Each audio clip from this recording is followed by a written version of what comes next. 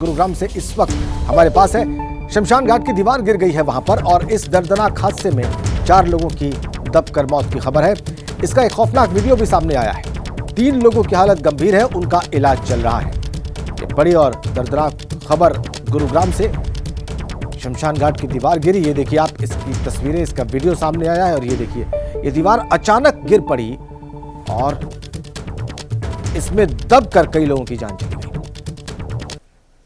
लोग आराम से बैठे हुए थे दीवार की आड़ में, लेकिन दीवार अचानक ढह गई और इसमें दबकर लोगों की जान चली गई। गुरुग्राम के शमशान घाट के पास ये हादसा, उसकी दीवार गिरी, आपने अभी देखा इस वीडियो में, और इसमें लोगों की जान गई। 2 तस्वीरें अब इस हादसे के बाद की, एक तो आपने देखा लाइव वीडियो और दूसरा हादसे के बाद की तस्वीर आप देख रहे हैं।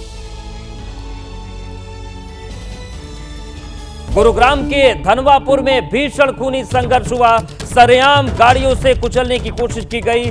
2 गुटों के बीच ताबड़तोड़ फायरिंग हुई। जमकर पत्थर चले, लाठी डंडे चले, फरसे निकल गए। बुजुर्ग महिलाओं ने भी पत्थर बरसाए और काफी देर तक ये तमाशा चलता रहा और कानून व्यवस्था की धज्जियां उड़ती रहीं। बड़ी खबर गुरुग्राम से है, जहां पर धनवापुर में भीषण खूनी संघर्ष हुआ। सरेआम गाड़ियां दौड़ाई गई एक दूसरे को कुचल डालने के लिए।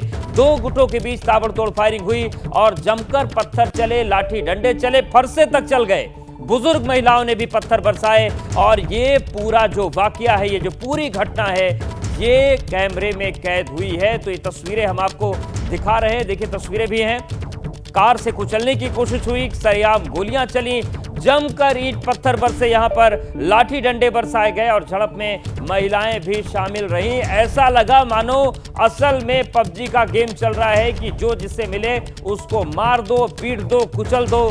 तो हर विधा यहां पर अपना ली गई और जो खून खराबा हुआ है, आप देखिए किस तरीके से हैवानों की तरह, पागलों की तरह एक दूसरे पर कार चढ़ाने की कोशिश की गई। और इसके अलावा एक तस्वीर अब आपको और दिखा देते हैं कि किस तरीके से पूरी तस्वीरें बनी।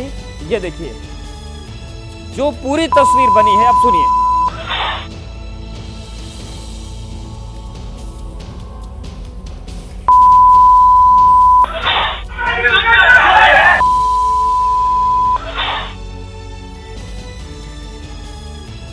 तो देखिए तस्वीरें आपको दिखा रहे हैं और कमजोर दिल के जो लोग हैं उनको तस्वीरें विचलित भी कर सकती हैं, क्योंकि अमूमन इस तरीके के जो दृश्य देखने को मिलते हैं वो फिल्मों में ही देखने को मिलते हैं या फिर आजकल वीडियो गेम के ज़माने में गेम्स में मिलते हैं। लेकिन सब कुछ जितना देखा जाता है वो सब कुछ यहाँ पर चरितार्थ हो गया।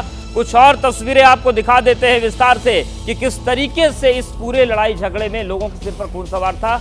अब ये तस्वीर हम आपको दिखाएंगे और बड़ी स्क्रीन पर और दिखाते हैं कि किस तरीके से ये झगड़ा चलता रहा। आप ये देखिए किस तरीके से ये कार आई और इसमें इसके भीतर जो चालक था उस पर डंडे बरसाए गए।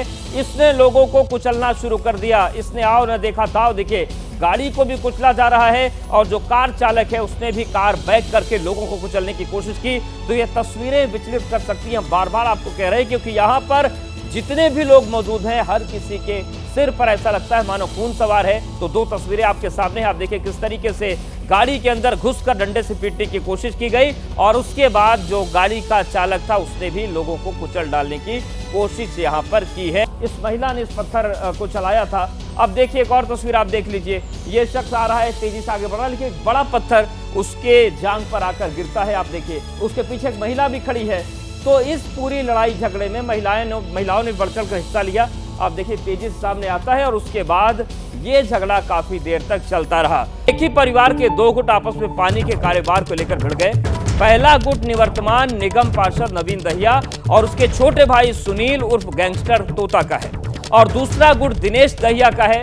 दोनों ही गुटों के मकान एक दूसरे के आमने सामने हैं। पिछले लगभग 1.5 साल से चली आ रही पानी के कारोबार की सप्लाई को लेकर ये रंजिश दोनों परिवारों के जहन में पनप रही थी और पानी की जो रंजिश थी वो किस तरीके से खून वाले खेल में बदल गई, उसकी एक एक तस्वीर हमने आपको दिखा दी और दिखा दिया कि कैसे यहाँ पर कारें भी एक दूसरे को कुचलने के लिए दौड़ पड़ी, यहाँ पर फरसे भी चल गए, लाठियां भी चल गए, पत्थर भी चल गए। तो पारिवारिक पूरा मामला है। पानी के कारोबार को लेकर दोनों परिवार में काफी समय से तनातनी चल रही थी, लेकिन पानी यहां पर जंग की वजह बन गया। पानी के कारोबार को लेकर जो रंजिश थी वो इस तरीके से सड़क पर उतरकर सामने आई और काफी देर तक ये तमाशा चलता रहा। 1.5 साल से पानी को लेकर ये बवाल चल रहा था। आप देखिए किस तरीके से एक गाड़ी इधर से आती है और इसने यहां पर तेजी से एक व्यक्ति को आकर कुचल दिया। तो ये पूरी तस्वीर हम आपको दिखा रहे हैं और एक बार फिर से आप तस्वीरें देखिए।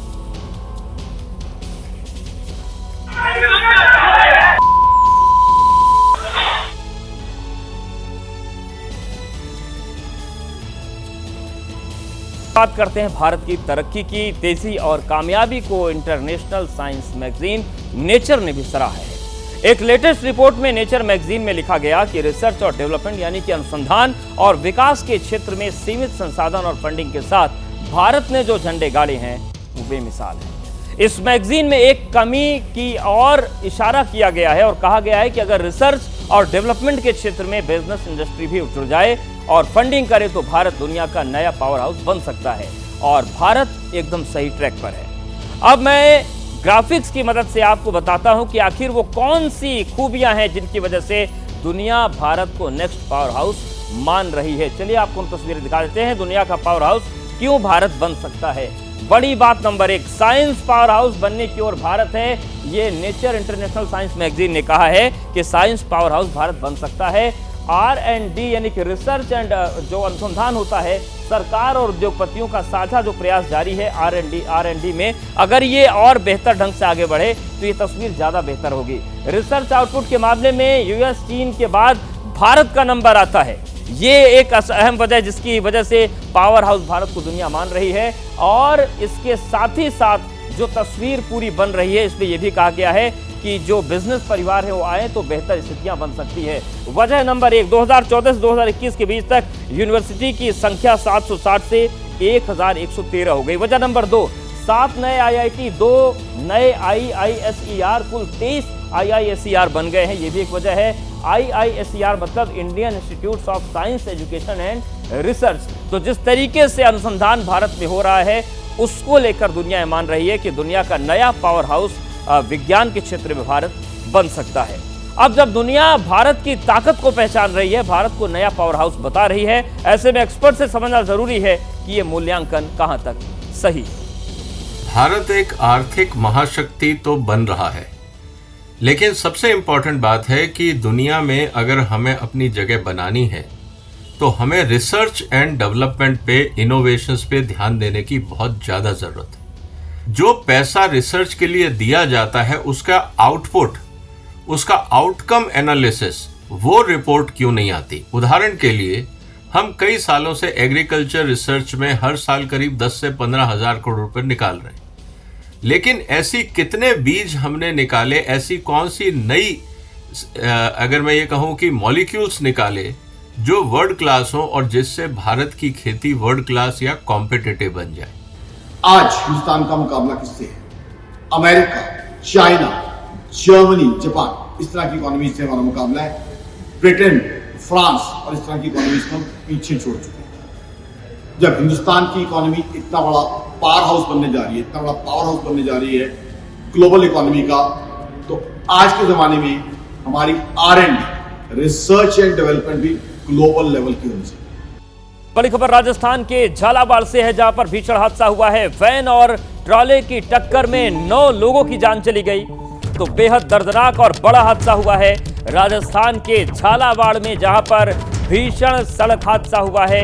एक वैन और ट्रॉले की टक्कर हुई और 9 लोगों की इसमें जान चली गई। शादी समारोह से ये सभी लोग वापस लौट रहे थे, लेकिन शादी की खुशियां सड़क पर ही दर्द और मातम में बदल गईं। झालावाड़ में भीषण सड़क हादसा हुआ है जिसमें 9 लोगों की जान चली गई।